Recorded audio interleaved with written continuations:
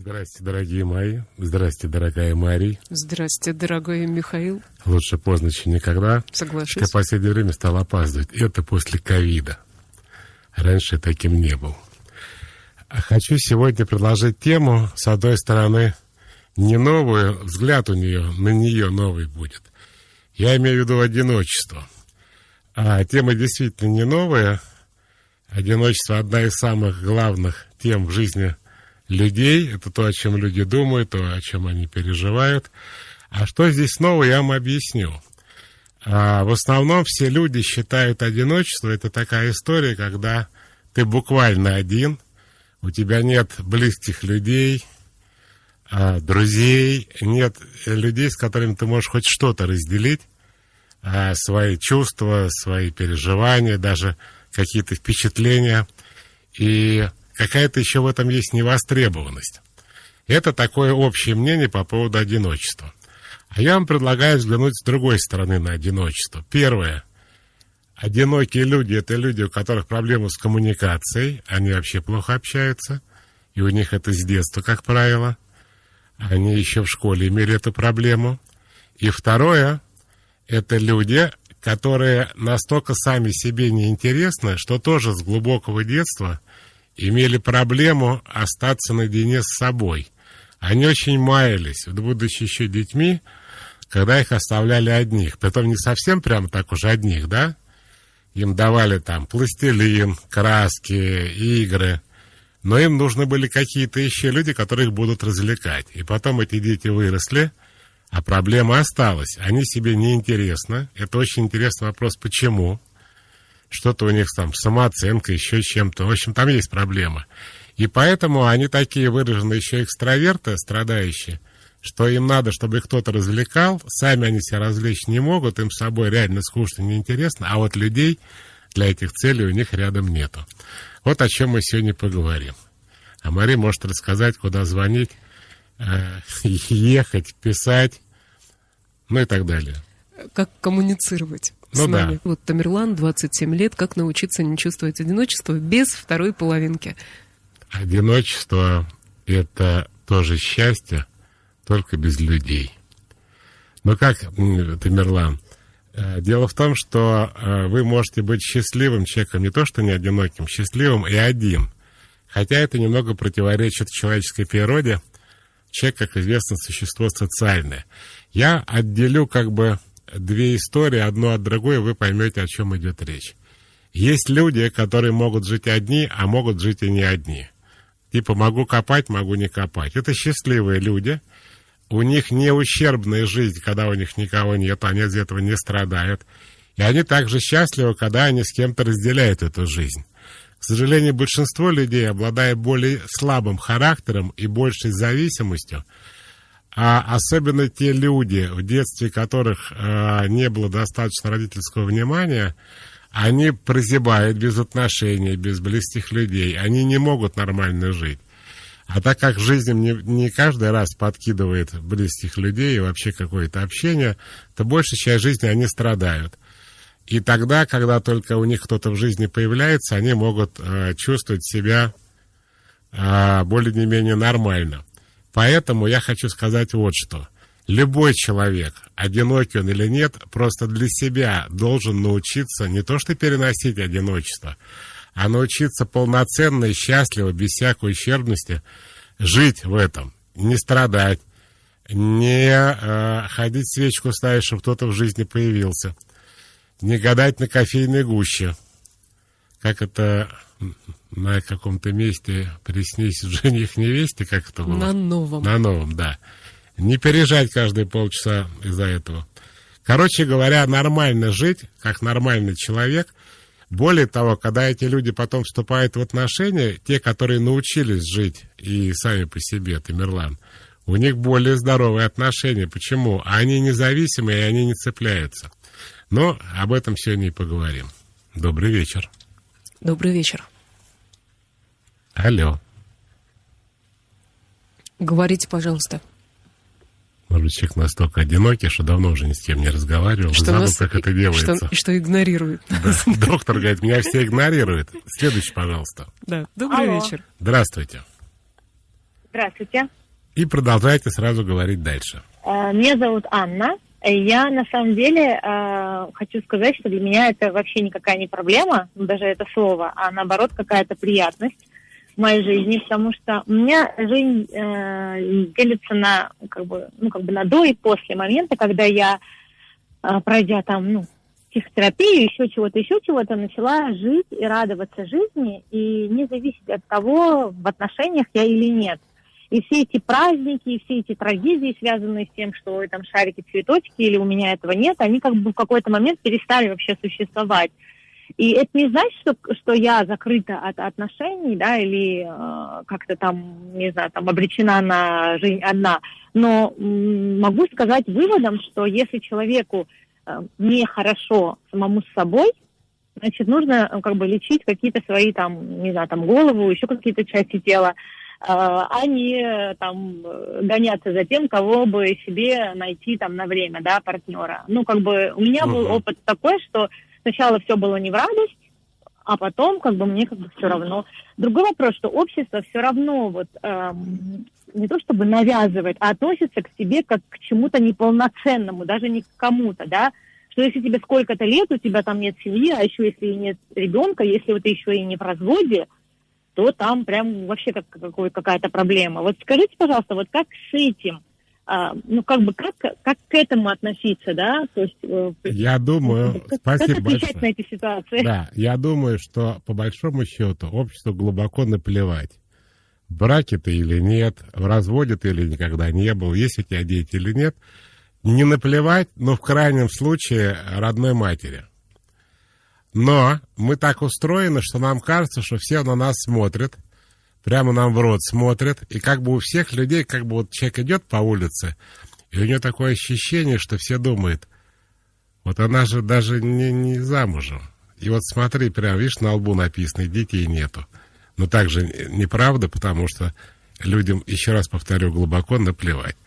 Жалко, вы не рассказали, как вы так, видимо, с помощью психолога достигли такой нирваны, что вам хорошо стало, и без других людей. Дело в том, друзья мои, что там вот в этом разговоре с Анной была такая тема затронута очень интересная, но Анна в другую сторону пошла. Она сказала, если вы себе не интересны, дальше я бы продолжил не как Анна сказала, надо лечить голову и другие части тела, я бы сказал по-другому.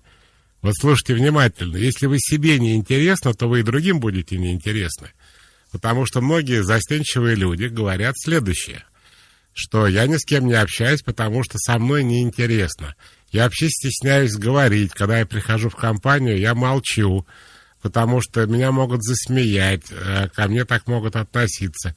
Парень не может подойти к девушке, девушка не может подойти к парню, потому что они себя не очень любят, думают, что другому это даже не надо, сейчас все засмеют и так далее. Тут еще есть замкнутый круг.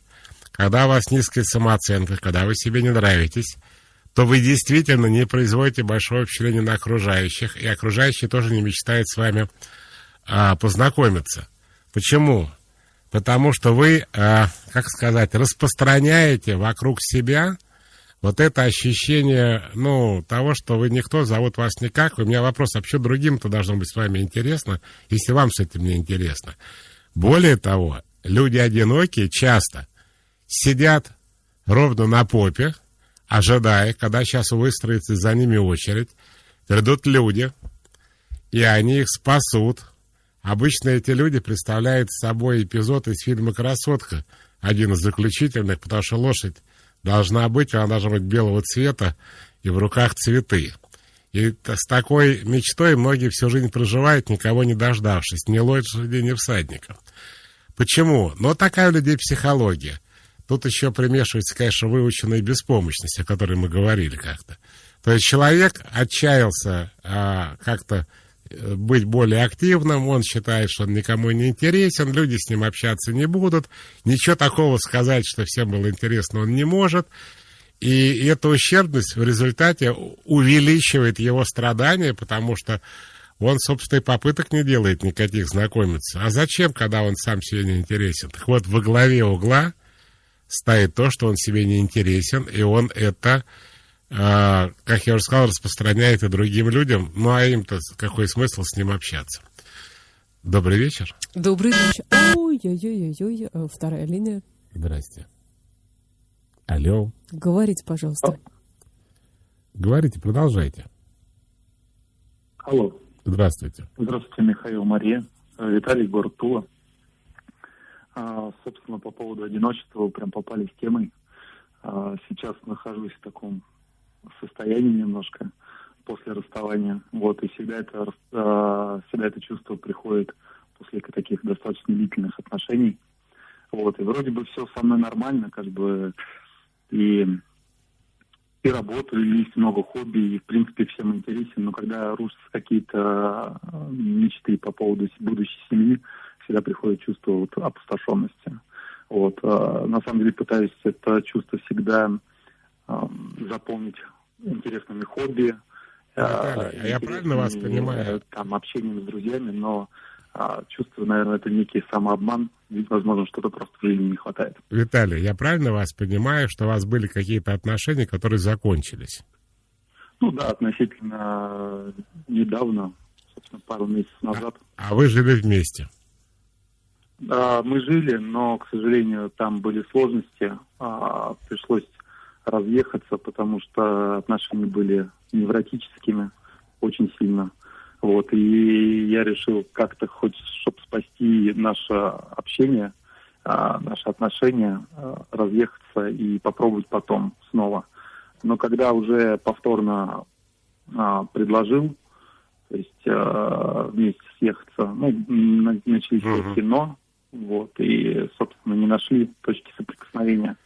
Вы знаете, могу в утешении сказать следующее, что это пройдет, это не одиночество, это ваша реакция на то, что у вас какой-то стереотип жизненный выработался, что вы живете не один. Потом другого человека рядом с вами не стало, и ваша психика, конечно же, чувствует эту опустошенность. Это нормально, это пройдет достаточно скоро.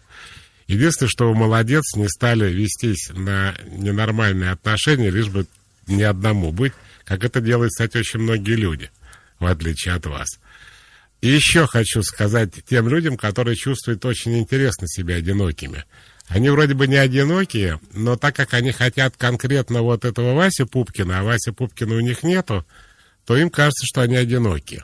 Это такое интересное состояние, когда и как бы люди кругом, и вы не одни, но в голове у вас какой-то один персонаж, который там не с вами, которого вы о нем только мечтаете, а его нету.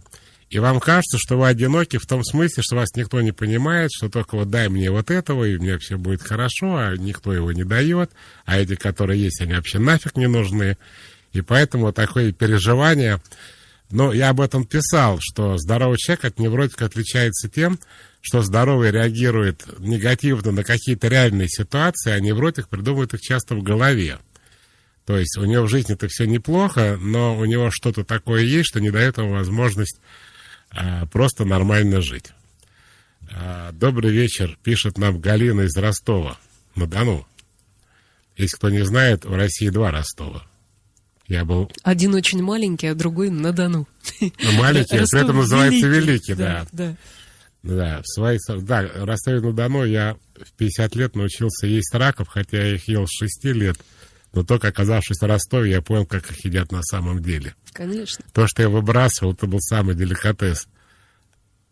Я вам расскажу, Мария. Не, ну я знаю с детства, как печень, есть раков, вы тут... Печень, которая в голове находится, в голову не приходила. Молоко, которое, как и все дети, я принимал за кишки, ну и так далее. В свои 45 лет я научился кайфовать одной. В одиночестве есть свои преимущества. Можно понять себя, не нужно подстраиваться под кого-либо, но есть другая сторона, я всех теперь кидаю в черный список и в блок, так понимаю, что мне лучше одной. Вопрос, как с этим быть? Не хочу никого рядом, ни мужей, ни детей, ни родню, ни сослуживцев. Галя, как с этим быть? Во-первых, выйти из застенок, из пещеры, из норки, из панциря, из скорлупы. Почему?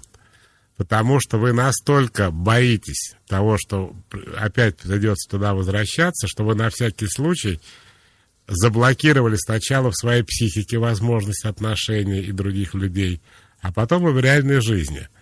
Это когда человек очень сильно расстроился, у него был стресс, он потом там дает какой-нибудь там обет безбрачия, никогда больше, ни с кем и так далее. Потому что ему было больно. Вы должны это про себя понять. Когда вы говорите «никого не хочу», и восклицательный знак еще пишете рядом, а тут вопросительный, вот, то я хочу сказать, тут какой-то, мне кажется, есть страх, что опять могут сделать больно. Надо перестать бояться. Надо очень спокойно отнестись к людям вообще. Потому что люди, как было сказано, по-моему, в Евангелии, не дай пасть в руки людей, дай в твои, Господи, в том смысле, что люди обычно не очень надежные существа, чисто психологически. Вот. Поэтому, если вы гораздо спокойнее отнесетесь к тому, что люди живые, у вас сегодня есть отношения, завтра может не быть. Как человек, который долгие годы провел с пациентами, которые приходили по поводу разводов, а я помимо психологии еще занимался, так у меня еще юридическое образование, мировыми соглашениями, брачными договорами, разделом имущества, с кем будет жить ребенок, как его будет содержать, то я настолько привык смотреть на горячо любящих друг друга людей еще 5 лет назад и ненавидящих сегодня. Вам же такое тоже в голову не придет, что люди, которые клялись в вечной любви, которые друг друга пыль стряхивали, в какой-то момент начнут делить квартиру и детей. Ну, вот так вот люди устроены, к сожалению. Как сказал Андрей Кнышев, тебе уже так не устроится. Звоночек? Звоночек. Добрый вечер. Алло. Здравствуйте. Здравствуйте, Михаил. Меня зовут Ольга, мне 35 лет, звоню вам из Москвы. Спасибо вам большое за ваши передачи. Чем-то они мне в последнее время стали помогать. Работаю по вашей схеме, так сказать. И у меня такая, не то чтобы проблема, мне, в принципе, с собой тоже неплохо, но хотелось бы как-то построить еще семью, родить еще одного ребенка.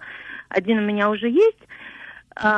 И проблема состоит в том, что учитывая то, что мы в нынешнее время знакомимся все в основном в интернете, на сайтах знакомств, это, как многие говорят, большая помойка, и вытащить оттуда что-то, познакомиться с каким-то стоящим человеком, это, дорогого стоит. А когда ты знакомишься впервые с мужчиной, то получается, что приходится ему рассказывать, учитывая то, что я воспитываю ребенка одна, то мне приходится исполнять роль и мамы, и папы, скажем так. И мужчины, встречающиеся мне, в 95, наверное, процентов случаев значительно слабее меня. То есть я не то, что я там все могу сама, да, я, может быть, и не хочу сама, но приходится, и сталкиваясь с такими мужчинами, понимаешь, что как-то, грустно становится. Вот не попадаются те, которые могут сделать, как-то взять все в свои руки. Я не навязываю никому своего ребенка, но сейчас с этим сложно. Вот как, сталкиваясь с таким количеством неподходящих мужчин, не грустить о том, что можно остаться совсем одной в будущем. Во-первых, вы можете кого-то из них взять, и одна не будете. У меня к вам встречный вопрос. А как понять, сталкиваетесь? Кто кого находит, кто проявляет инициативу? Как так получается, что 95% из них некондиционного вида для вас? Как получается? Например, я не сильно горжусь, но я много чего могу сделать по дому такого мужского. Нет, где вы их находите? Почему они по такому, вы 95% я знакомлюсь слабее в интернете. меня? Я просто не знаю, где еще знакомиться. А кто кого выбирает, вы их или они вас? Если это какие-то заграничные сайты, то при взаимной симпатии там можно друг другу написать. А кто первый пишет? Я первая не пишу. То есть все-таки это их выбор? Да, они пишут первые. Если как-то завязывается уже что-то интересное... Вот давайте разберем эту ситуацию. Вот они живут за границей. Это что, США, Европа? Да. Я редко знакомлюсь из-за границы. Это последнее у меня знакомство было с итальянцем. Мы с ним прообщались почти почти с августа месяца, и в январе я закончила отношения, потому что я поняла, что они ни к чему не приведут. Вообще.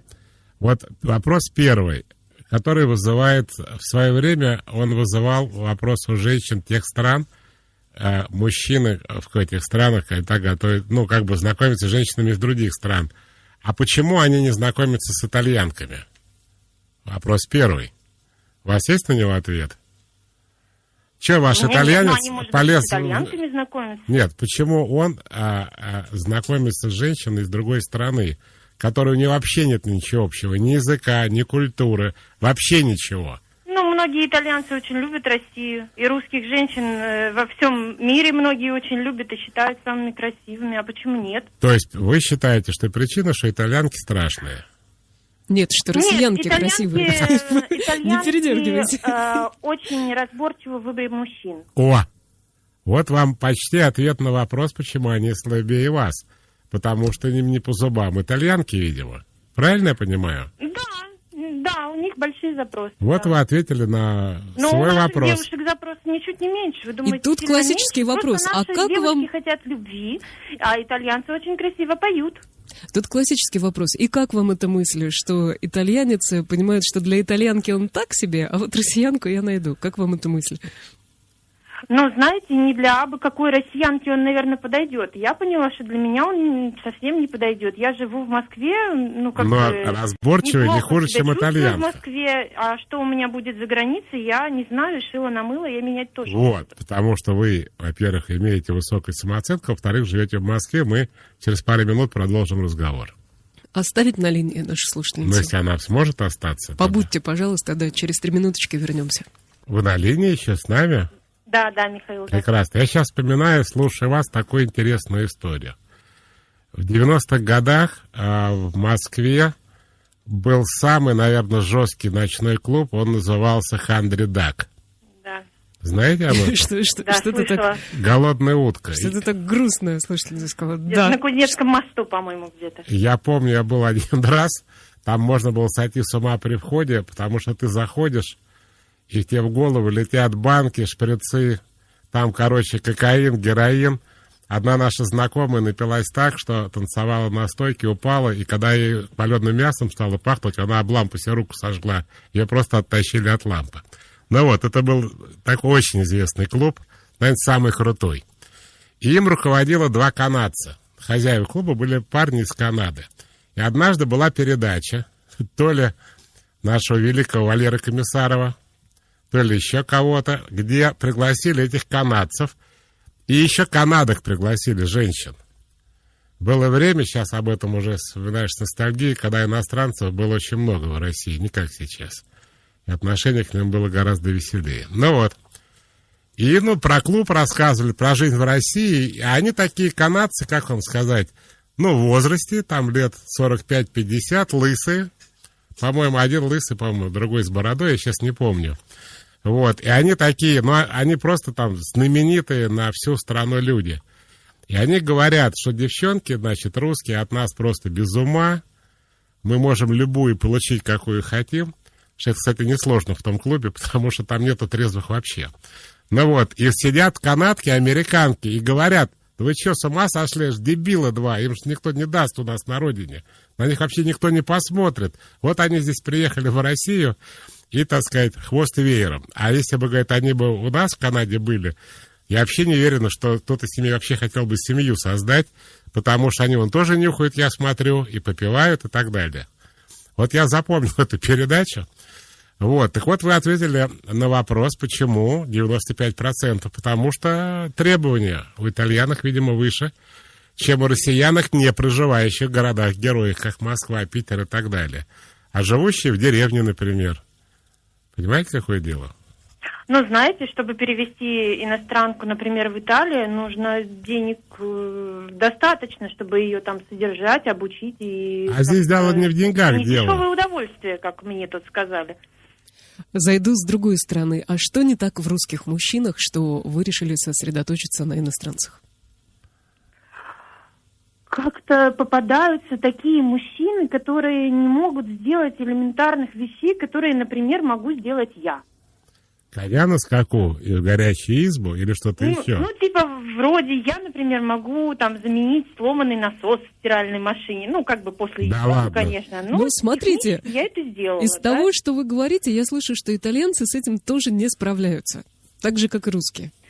Вот, и как девушке, которая там одна одинокая мама, не показывает, что она сильная. Нет, да вы знаете, я категорически против. Надо быть самой собой и вести себя так, как естественно. Что я вам хочу сказать? Чтобы просто не теряли время. Вы сказали, что вы столько времени с итальянцем общались. Не надо. Вы начинаете общаться. Вы уже в разговоре чувствуете, что человек как бы слабее вас. Зачем вы тратите время дальше? Получается, что надо его там в деле проверить, дать ему стиральную машину без насоса, предложить поставить. Но очень много времени занимает. Поэтому, если 95% по-вашему слабее, то 5% точно не слабее. И один из них вас где-то ждет. Для того, чтобы ожидание было недолгим, не тратьте просто долгое время на то, что вам не нужно. Поехали дальше. Добрый вечер. Здравствуйте. Здравствуйте, меня зовут Елена, я из Москвы, мне 31 год. Я бы хотела вас спросить, наверное, у меня, в общем, вопрос. Я 1,5 года уже нахожусь без отношений, там было 2 коротких попытки. Тоже, кстати, одна из них это иностранец, как и у предыдущей девушки. Но я тоже пришла к выводу, что у них слишком планка заниженная для русских. То есть, если мужчина не кондиции, так скажем, у себя на родине, то он ищет девушку в России. Мне такой вариант тоже не подошел. И я, благодаря вашим советам, очень долго, много лет вас слушаю, научилась любить себя. Я себе очень интересна, но я чувствую себя одиноко, знаете, в счастливые моменты, когда мне хочется поделиться радостью какой-то. И хорошо, у меня есть близкие подруги, друзья, но большая их часть живет в другом городе, и поэтому у нас, знаете, такая связь телефонная. Они, конечно, очень меня поддерживают и выслушивают мои счастливые какие-то истории, но вот острое одиночество я испытываю в периоды счастья, когда мне хочется с кем-то поделиться. И я вот не знаю, как с этим, не то что бороться, как перестать грустить, что мне не хватает вот рядом кого-то, с кем можно это почему разделить. вам не хватает? Вот вы говорите о мужчине, я правильно понимаю? Ну, да. Вы не говорите о близких людях, как об абстракции. Это конкретно вот 1,5 года нет отношений. А вам не с кем больше поговорить? У вас есть там родители, сестры, братья, подруги. Почему именно с мужчиной-то? Ну, я вот как раз и делюсь с подругами, с близкими людьми, но они же не постоянно рядом. Например, вот подруги у меня в другом городе, родственники тоже в другом городе. Все-таки, когда ты в отношениях, максимальное количество времени вы проводите вместе. А у вас в Москве есть подруги? В Москве, 1,5. А вы давно здесь живете? 5 лет. И за 5 лет не обзавелись, да?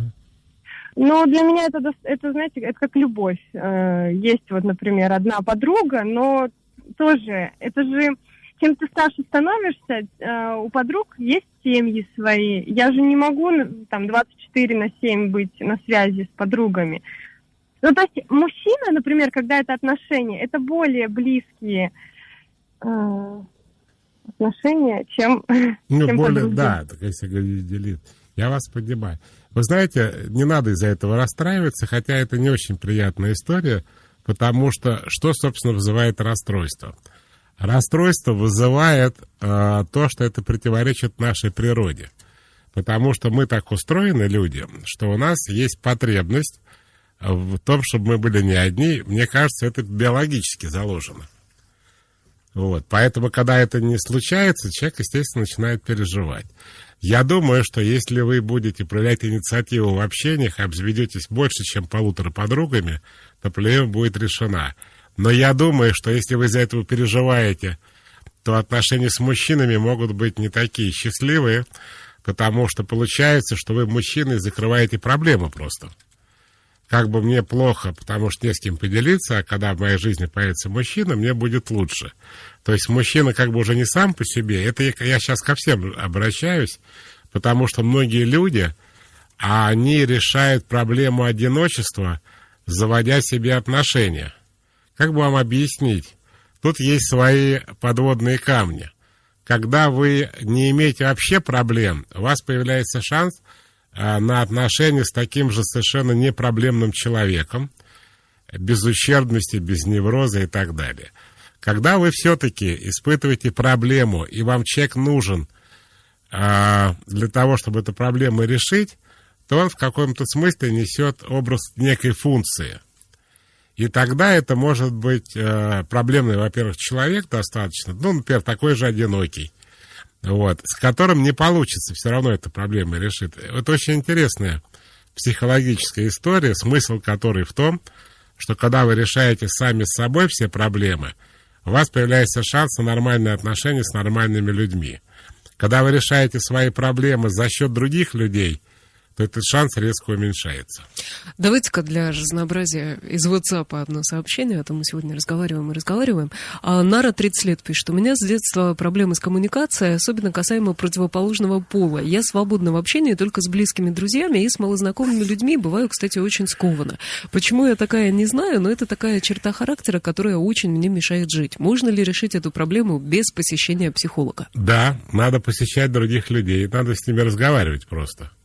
Ходить в гости, на дни рождения, на свадьбы, на корпоративы у себя на работе, не отказываться от приглашения друзей и родственников и стараться общаться все-таки.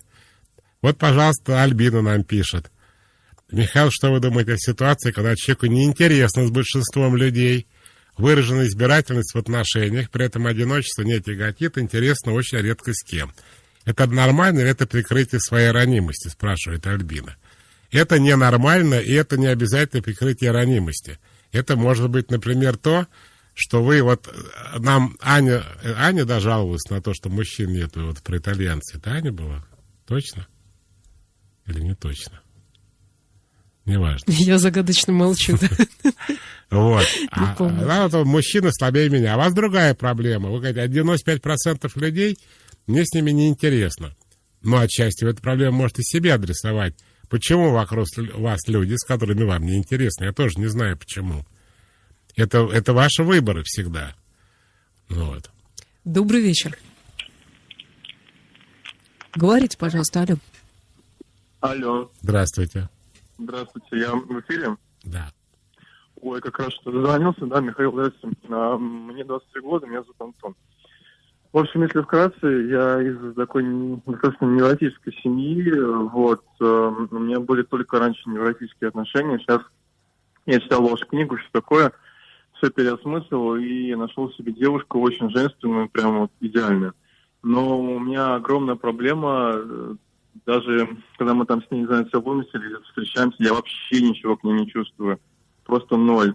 У меня вообще никаких нет эмоций. Вот я с ней сижу рядом и не чувствую ничего. И чувствую себя одиноким просто в этих отношениях. И я понимаю, что она мне нравится, но эмоций у меня вообще никаких нет. Почему так и как это можно исправить? А чем же она вам нравится? Нравится — это категория эмоций как раз. А если эмоций нет, так получается, что она мне очень нравится. Но она очень милая, но мне как-то не хочется ее в сексуальном плане, что ли. То есть у меня влечения к ней нет. А как человек она мне прям безумно нравится. Вы знаете, я думаю, что мы эту проблему очень легко можем решить. Вы просто с ней дружите. А какие-то отношения лирические у вас будут с другой женщиной. Тут еще такая интересная история бывает. Когда человек невротик, у него невротические отношения. Когда он пытается поменять эту историю, он сталкивается с теми людьми, которые вроде бы здоровее, чем предыдущие, но он к ним ничего не чувствует, потому что либидо продолжает все еще находиться в интересах к неврозу. И оно еще не перестроилось. Такое тоже может быть.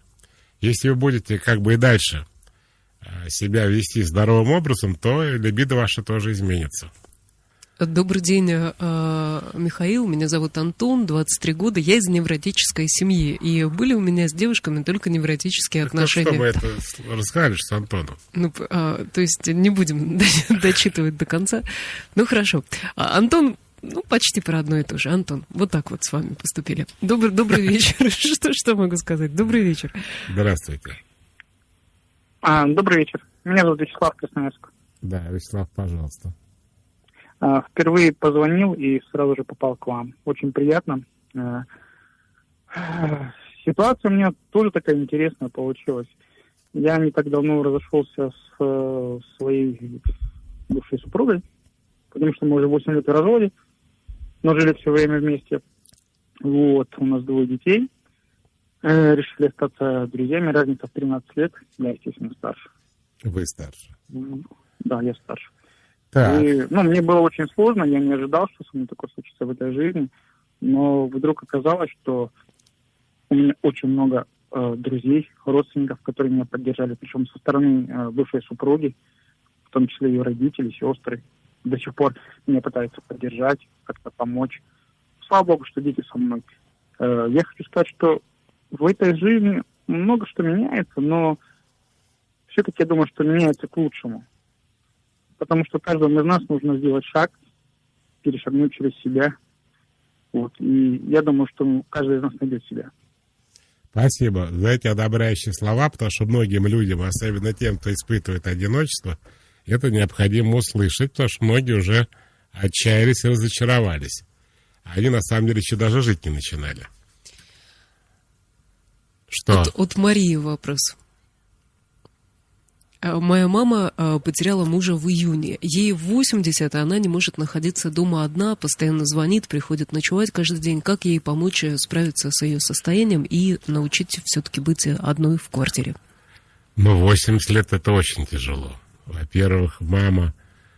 Я вам объясню такую вещь. С возрастом у людей, как у детей в детстве, так и в старости, начинают развиваться страхи.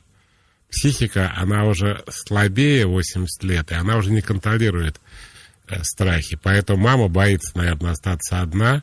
И здесь надо, я не знаю, может быть, сиделку, может быть, кого-то, потому что, у меня нет идей, как 80 лет человеку научиться жить одному. Как бы вы ни поддерживали, все-таки 80 лет это даже не 70. Поэтому подумайте о том, может быть, маму кому-то пристроить или кого-то пристроить к маме. Если она сама, конечно, будет не против. Вот такие у меня по этому поводу мысли. Я бы с удовольствием побыл бы на необитаемом острове даже полгода или год, пишет Аркадий Игоревич из города Саров. Вот. Пожелание. Ну что, мы теперь это самое, может быть, скажем, что нам через несколько минут... У нас звоночек, да? Здрасте. Добрый вечер. Алло. Здравствуйте. Здравствуйте. Меня зовут Ирина, и вот очень хочется получить совет. У моей дочери сейчас очень тяжелый период в жизни, и вот она то плачет, то смеется, постоянно на связи. А сколько ей лет вашей дочери? Прозвучал такой вопрос у нее. Мама, вот ты в своих 2 замужествах так намытарилась, сейчас живешь одна. Неужели ты несчастлива без этого геморроя под названием мужик? А вашей дочери сколько лет? Я просто замолчала. Я не знала, что ей ответить. И я реально счастлива в своем одиночестве. У меня есть мужчина, но это чисто физиологически. Мама, а дочке сколько лет? 27. А она замужем? Замужем. И ей это не нравится? Но сейчас такая ситуация, она не может принять измену мужа. И я ее утешаю и говорю, что, доченька, давай, посмотрим, но он еще не совсем козел. А самой хочется сказать, да елки-палки, да внук вырастет 18 лет, да прыгай, пока летишь, разберешься, это твоя жизнь. А сказать не могу. То есть у нее с мужем проблемы, да? А я себя сволочью чувствую, что не могу ей сказать, что да бросай ты все нафиг, живи как ты хочешь.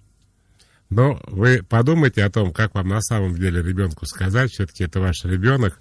Мне не очень понятно, что у вас в голове. Почему у вас такая двойная, я бы сказал, мораль. Говорите одно, думаете другое. Вообще-то как-то это, кстати, нездоровая фигня. Что вы должны, что думать, тем более ребенку родному, то и говорить. Вот, кстати, что? Говорите. Я хотела вопрос переадресовать вам. Хотели, переадресуйте. А Ксения говорит, а что делать, если с мужем неинтересно? Чувствую, что все тупик в развитии. То есть, чтобы его не задавать, вопрос бесполезно, потому что он ничего не знает. Неинтересно. Но смотрите, я скажу такую интересную вещь. В жизни людей эмоции играют большую роль, чем разум. Когда я еще был помоложе, прям молоденький совсем, я влюбился в девушку, которая, я думаю, даже 8 классов не закончила. И, честно говоря, 2 слов связать не могла. Да и внешне вообще никакая. А потом, когда эйфория прошла, я спросил себя, а как так? Во-первых, было, Мария, о чем поговорить. Прямо с утра до ночи. Прямо говорили, было не скучно. Потому что, когда человек тебе нравится, то ты его воспринимаешь, какой бы он при этом тупой, дебильный, ну, я не знаю, без чувства юмора, необразованный не был. Вот так психика у людей устроена. А когда ты его не любишь, он тебя бесит, даже если он... Даже если он ест огурец. Как это было у Райкина. Вот такая толстая диссертация. И тема очень интересная. Что-то там в носу. Тетя болела желтухой, улица Новая, дом 14.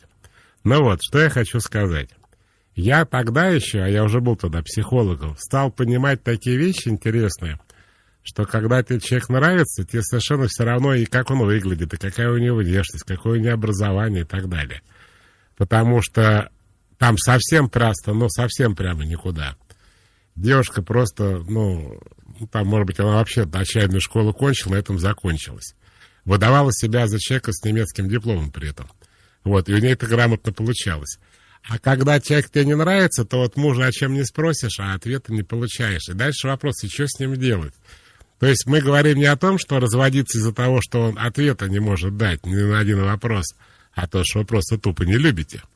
И это выражается в том, что вам с ним не о чем говорить, он вам не интересен.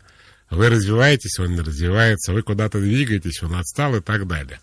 Друзья мои, поэтому я продолжаю настаивать на том, что главное в нашей жизни эмоции. И если вы даже ошибетесь в своих эмоциях, вы хотя бы будете счастливы до тех пор, пока у вас не пройдет эта эйфория, или, как говорят психиатры, мания. У меня она вообще около года была. Вот. А когда вы начинаете головой эти вопросы решать, типа, чтобы он там приличный был, чтобы, я не знаю, хорошим отцом для моих 2 крошек, ну и что-нибудь в этом духе, то человека-то вы при этом не любите, и все равно маетесь от того, что эмоционально вы никак не задействованы, вопрос остался открытым, проблема не решена, а уже приходится с кем-то жить.